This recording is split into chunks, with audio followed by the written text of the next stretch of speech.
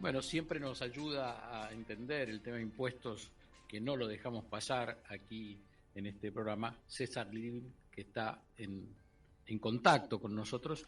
Y veníamos charlando, César, hace días con Gisela, porque estamos en campaña, entonces empiezan, qué fácil es crear empleo, los políticos hablan de eso todo el día.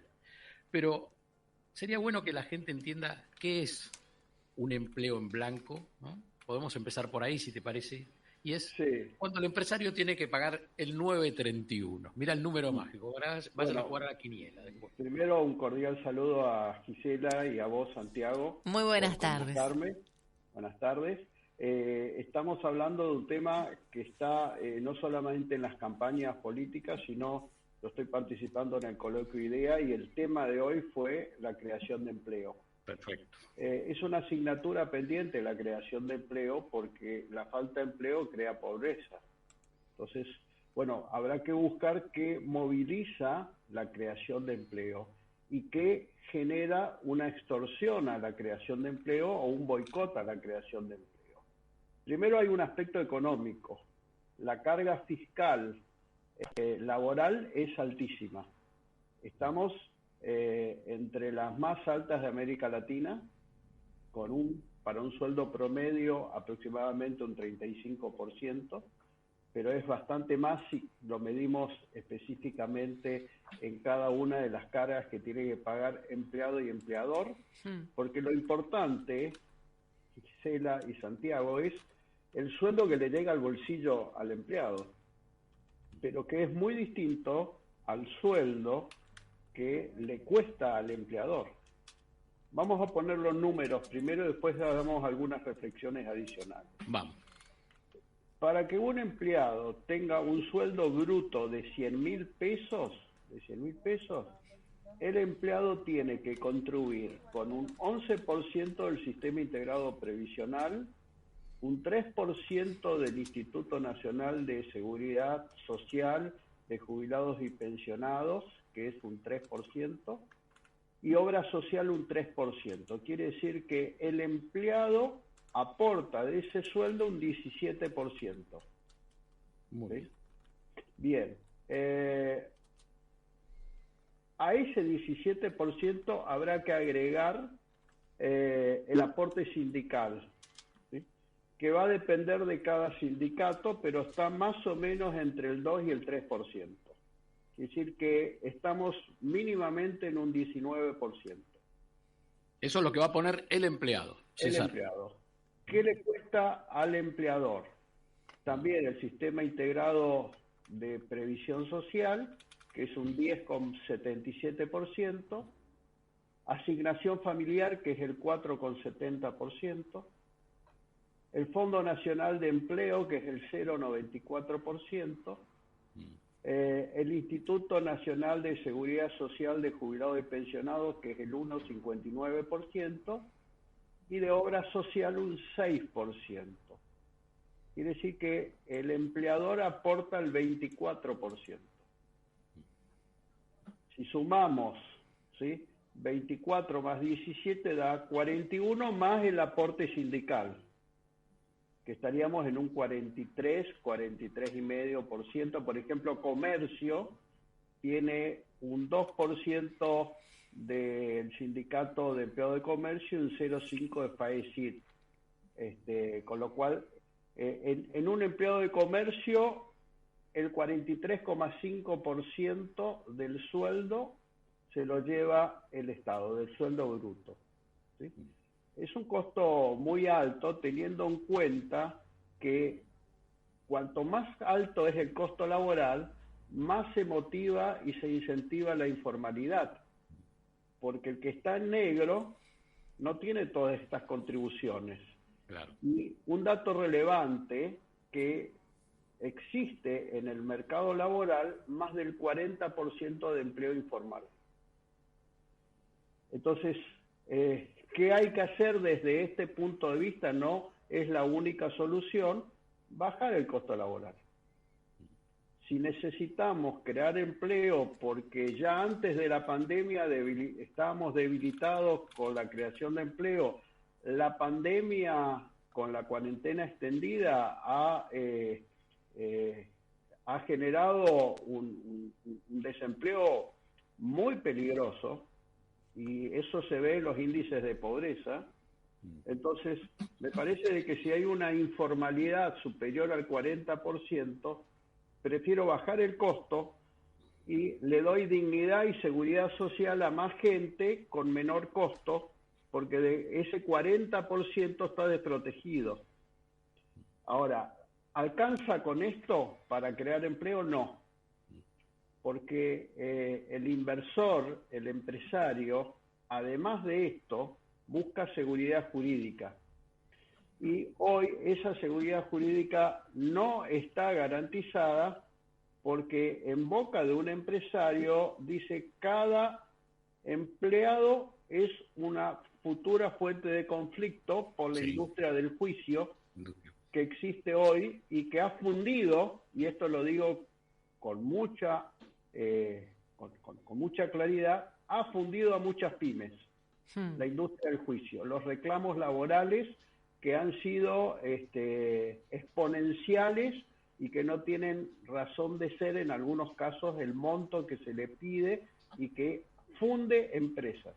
César, ahora mira, te hago una pregunta, porque el otro día estábamos charlando esto con Santiago fuera de micrófono.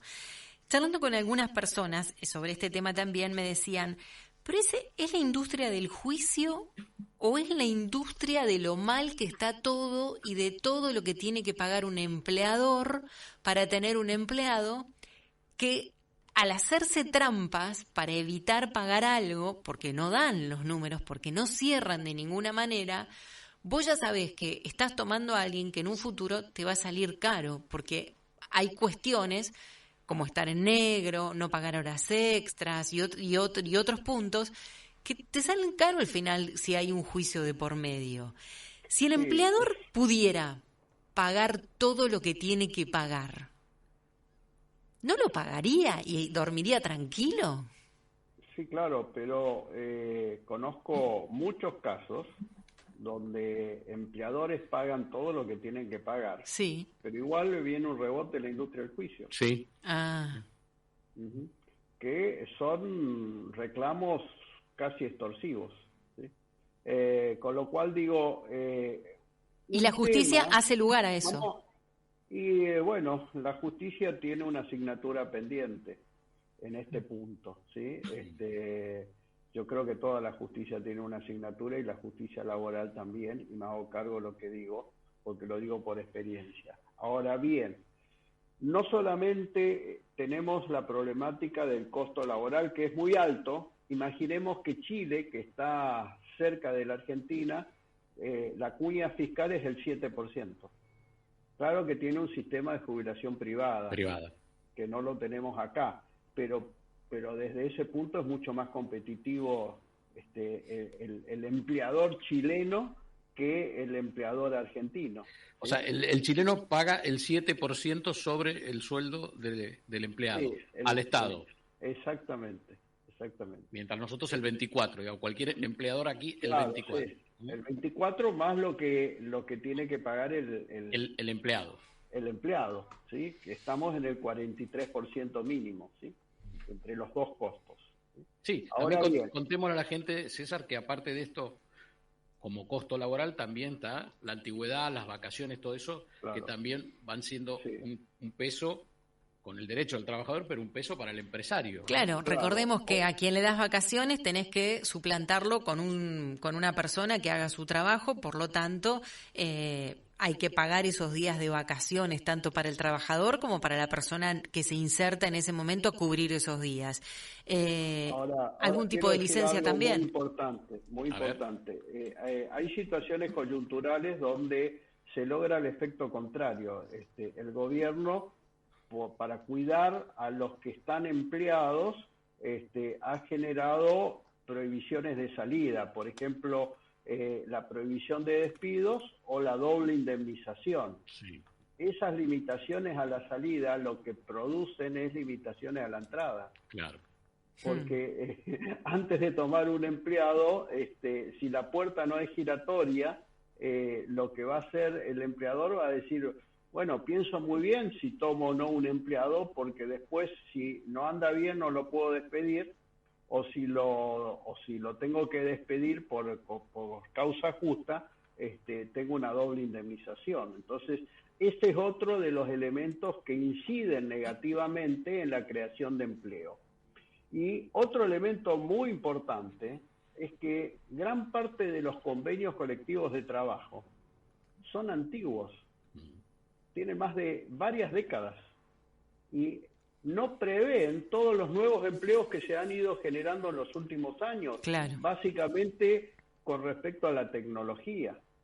Entonces, en ese aspecto, si siempre hay que mirar al costado que hacen otros, ¿no? Brasil en el 2018 hizo una gran reforma laboral adecuando a la modernidad de los nuevos puestos de trabajo. Y ahora hay un verdadero desafío. Esa ley de contrato de trabajo también está obsoleta, porque es una ley que yo no creo que esté protegiendo bien al trabajador, cuando lo que hace es impedir que el trabajador pueda ser tomado libremente con todas las restricciones y con todo lo que venimos diciendo. Entonces me parece que hay que flexibilizar. Y hablando de flexibilizar, tiene que ver con lo que pasó en la pandemia. Ya muchos trabajos se pueden hacer desde la casa, ¿sí?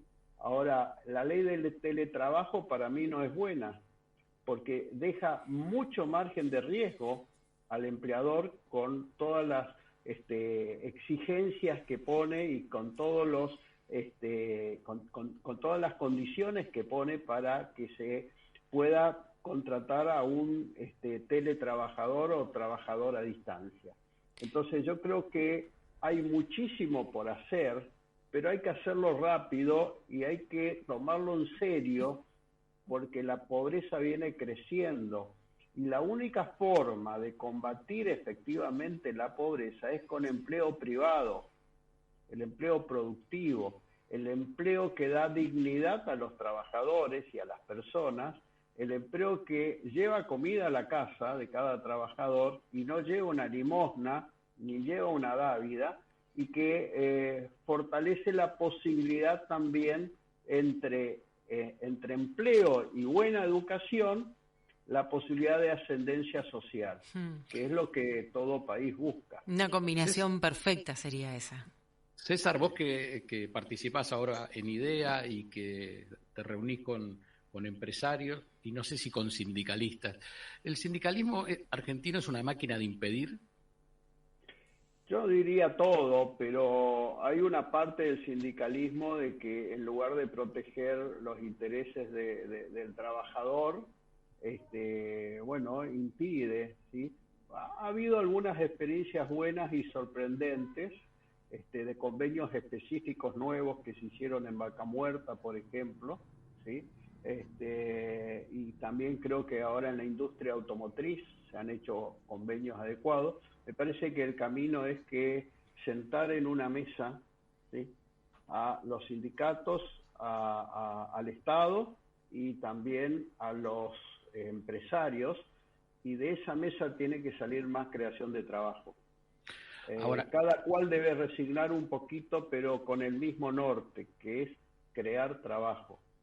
Yo empecé hablando de los políticos, vos me corregiste bien y dijiste todos, no solo en épocas de campaña, pero realmente llevamos años, lo hemos conversado otras veces, llevamos años escuchando a los políticos diciendo hay que crear empleo. ¿Qué líder o qué político vos viste en los últimos años que realmente se tomó esto en serio y dijo vamos a bajar el costo laboral? O por lo menos se puso a estudiarlo.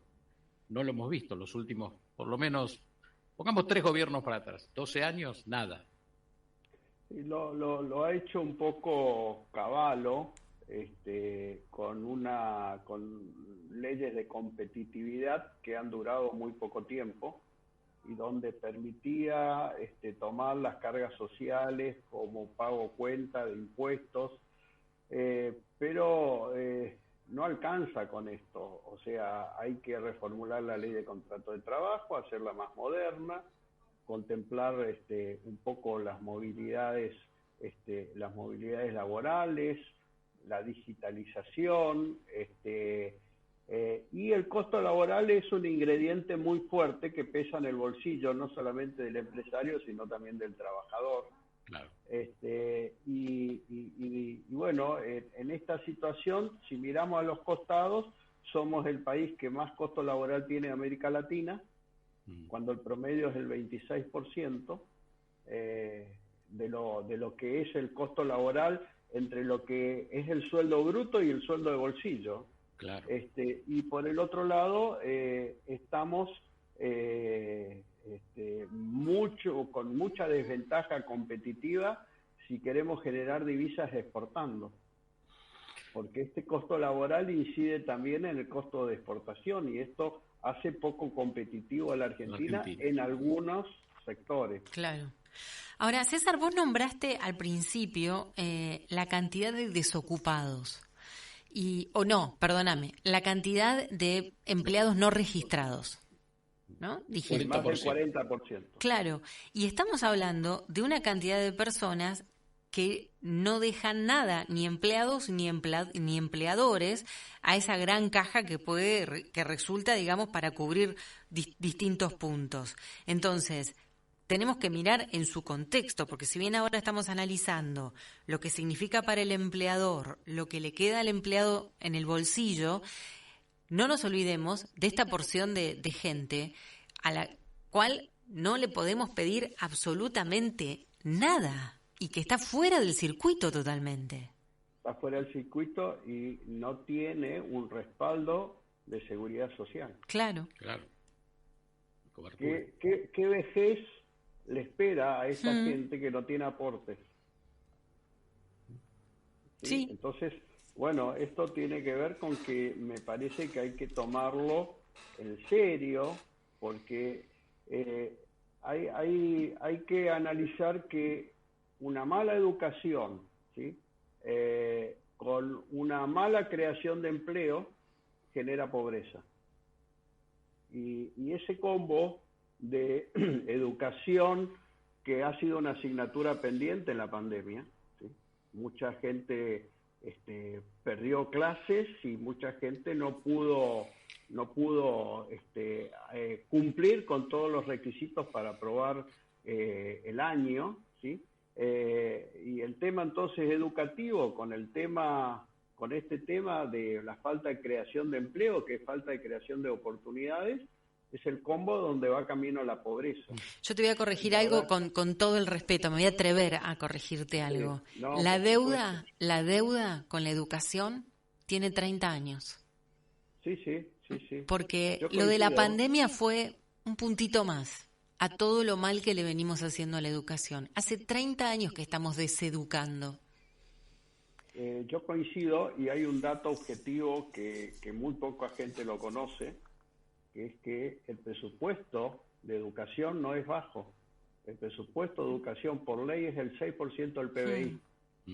Ahora, ese 6% del PBI representa más que la recaudación total del impuesto a las ganancias que pagan los asalariados, las personas humanas y las empresas.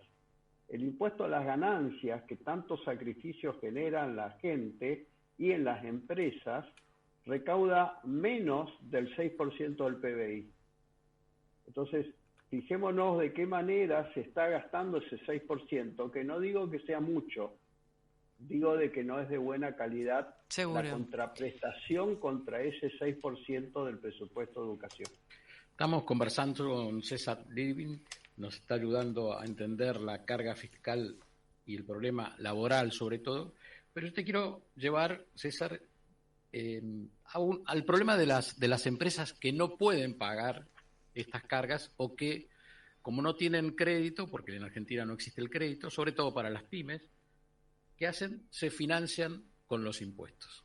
No puedo pagar parte del 931, pago el 301, vos me vas a entender, pago las obras sociales, pago la RT y el resto espero una moratoria, porque no hay forma de pagar todos los impuestos. Miles de empresas, yo creo, vos tendrás datos mejores que los que puedo tener yo, no pueden pagar los impuestos.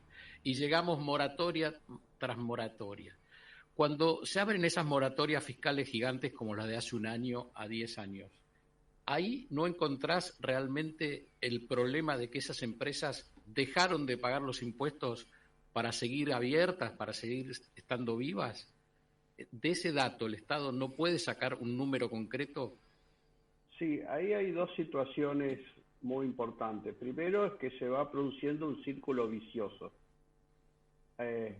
Alta presión fiscal y laboral y previsional en situaciones de crisis económicas donde la Argentina tiene asistencia perfecta en todas, lo que genera es que justamente no alcanza el dinero para pagar todos y muchas empresas se financian o subsisten a costa de dejar para el último lugar, el último orejón del tarro a el Estado.